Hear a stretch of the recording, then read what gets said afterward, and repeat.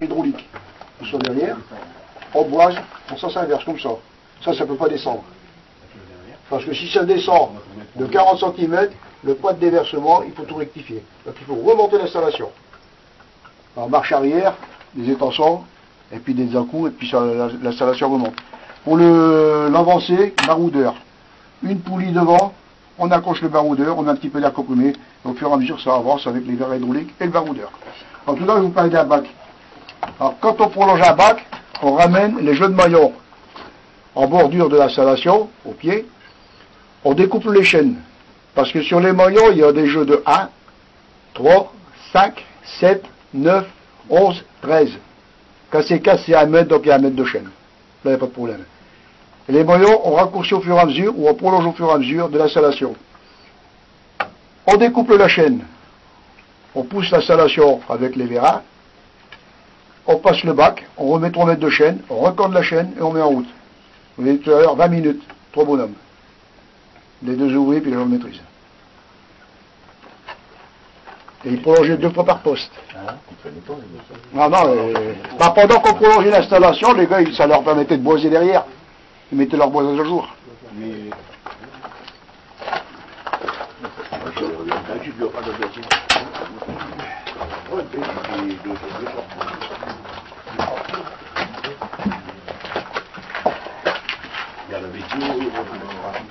Ça pique, hein? Hein? Ça pique. Je veux de l'or, je bon, ici, vous avez le rabot en détail. Alors, toute l'installation là, elle est sous le convoyeur blindé. Là, il est à l'envers par rapport au blindé. Hein. Là, l'installation est en dessous. C'est articulé, une partie basse, une partie haute. Si le terrain, le sol, le den, qui bouge un petit peu, ça empêche avec l'articulation que le rabot il tombe. Donc, il épouse le sol. Si la hauteur de veine grandit, on enlève la partie supérieure. J'ai des gros boulons, on enlève la partie supérieure. On remet des galettes. Les galettes, c'est ça, les plaques là.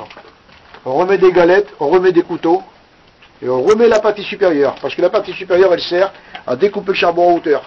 Les parties là, même que c'est en arrière. Ça évite que le charbon il tombe à l'extérieur du convoyeur blindé. Si la veine diminue, on enlève la partie supérieure, on enlève 1 ou 2 galettes, on remet la partie supérieure et on remet en route. Ça va? Ça va. Ça va, Émile? Comment? J'ai dit ça va, Émile? Comment connaissez-vous mon prénom? Ben, j'ai vu. Mon famille, c'est Guide. Vous avez mangé? Hein? Vous avez bien mangé? Moi, c'est Ouais, on a super. super bien mangé. Bien, bon accueil, tout. Oui, toujours. Chez nous, c'est... Super. C'est pour ça qu'on a de la famille, je veux dire, ici, c'est super. Oh, c'est pas mal, là. C'est super. Bon, ici, vous avez un compresseur hydraulique avec de l'huile. C'est pour alimenter les piles de soutènement marchand qu'on va voir au-dessus. Les piles de soutènement marchand avec ce surpresseur, ça monte à 150 bars au centimètre carré. C'est déjà assez costaud, hein. Vous allez voir les machines derrière, c'est encore pire. Là, vous avez des appareils d'injection ou pour pousser l'installation. R et O, c'est des surpresseurs. Alors, pour monter l'installation du blindé, comme je viens de vous expliquer, avec le surpresseur, on mettait les verrous et on poussait l'installation. On poussait l'installation jusqu'à 180 mètres, avec seulement qu'à Jérusalem. Alors, 180 mètres, vous comptez les bacs sur 180 mètres, comme les 4 bacs, comme les 4 de bacs et de chaînes, et l'installation glissée. Ça servait aussi pour l'injection d'eau dans les veines. Le poste de nuit, il y avait des ouvriers qui descendaient pour forer des mines. Les mines, elles variaient entre 10 et 15 mètres. Ils foraient les mines, ils mettaient des flexibles spéciaux qui se gonflaient avec la pression, ils injectaient l'eau avec le surpresseur. Et ça marchait 24 heures sur 24 aussi pour dire que le charbon, il devient moins dur et pour éliminer un maximum de poussière. Parce que quand le rabot il passait, ou la veuse qui passait, la veuse c'était encore pire que le rabot. Alors, le rabot ça allait encore, hein. Mais la veuse, quand elle tournait, il y en avait des poussières. Hein.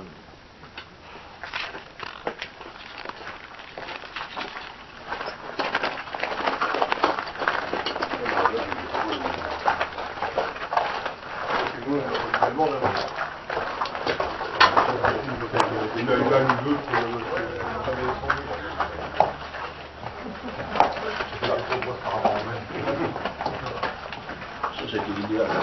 Non, je te le disais aussi, hein. Dans la taille classique, au marteau-piqueur, il y avait un bonhomme tous les 4 mètres. Plus l'agent de maîtrise, 2 agents de maîtrise, chef de taille, conducteur blindé, là il n'y avait pas de rabot. Tandis qu'une taille classique, taille soutènement marchand, il y avait 2 agents de maîtrise, un bonhomme qui s'occupait des flexibles en 4 casses, un hydraulicien, un bonhomme tous les 30 piles, là j'allais tout seul. Là, pas qu'à poser. Il n'y avait rien à faire là. Là, il travaillait, je sais celui du travail, ça. le tube ou la clé. La clé. Tout dépendait des installations. Alors pour travailler dans les piles, là, ça n'existe pas cette partie-là. Hein. Les piles, elles sont serrées sur l'installation du blindé. D'accord? Alors pour travailler, il est à l'intérieur. Pour avancer la première pile, ce sont toujours des piles à déplacement décalé. C'est-à-dire qu'il ne peut pas travailler en dessous ici quand ça baisse, il faut qu'il soit décalé qu'il travaille là-bas. Donc pour travailler là-bas, il démarre de l'intérieur de sa pile avec toutes les poignées là. Avec les poignets, il baisse la première casquette. Les grosses pièces au-dessus, c'est des casquettes. Hein. En termes miniers. Hein. Il baisse un peu.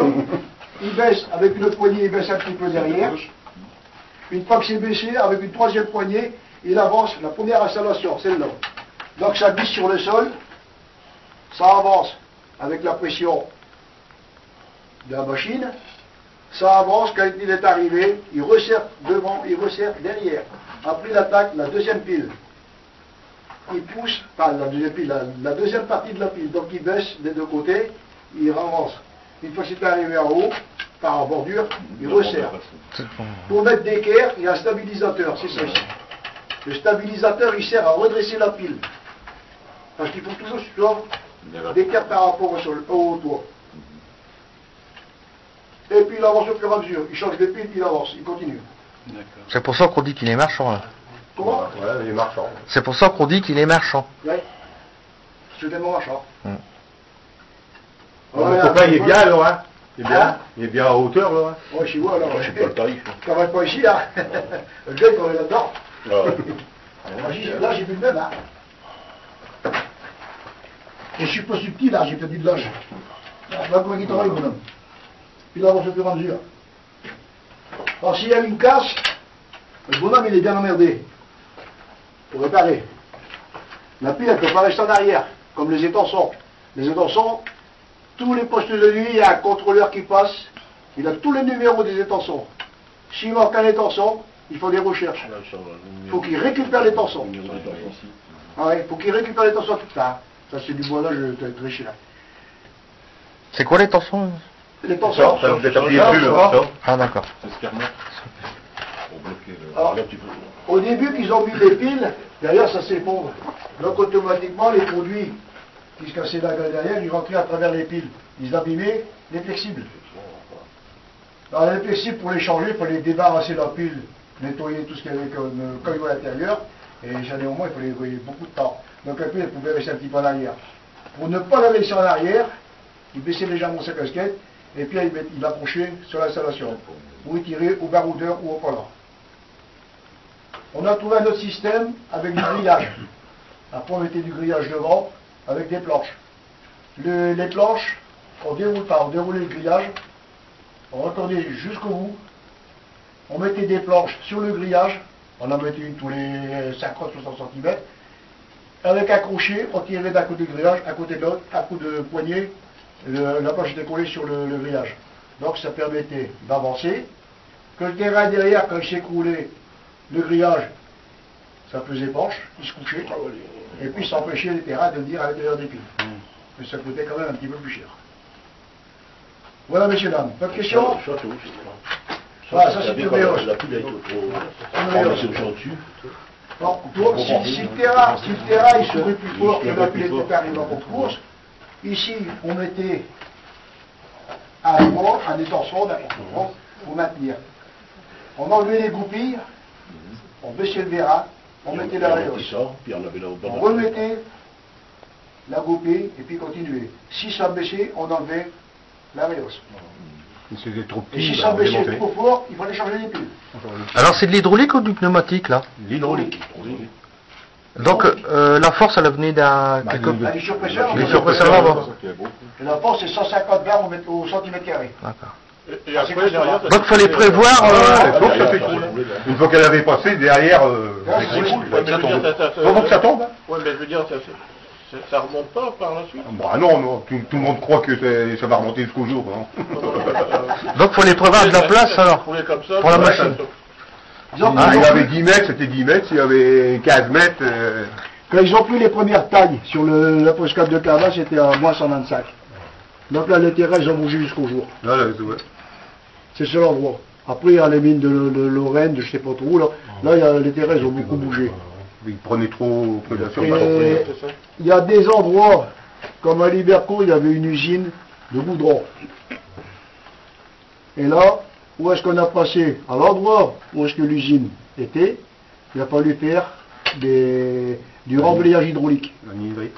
En remblayage hydraulique, on faisait descendre par pression des terres humidifiées et on injectait, on faisait couler. Alors derrière le boisage, on mettait des toiles de jute grillagées et on injectait le produit. Donc derrière c'était Et rempli. c'est quoi le produit, vous dites? La nitrite.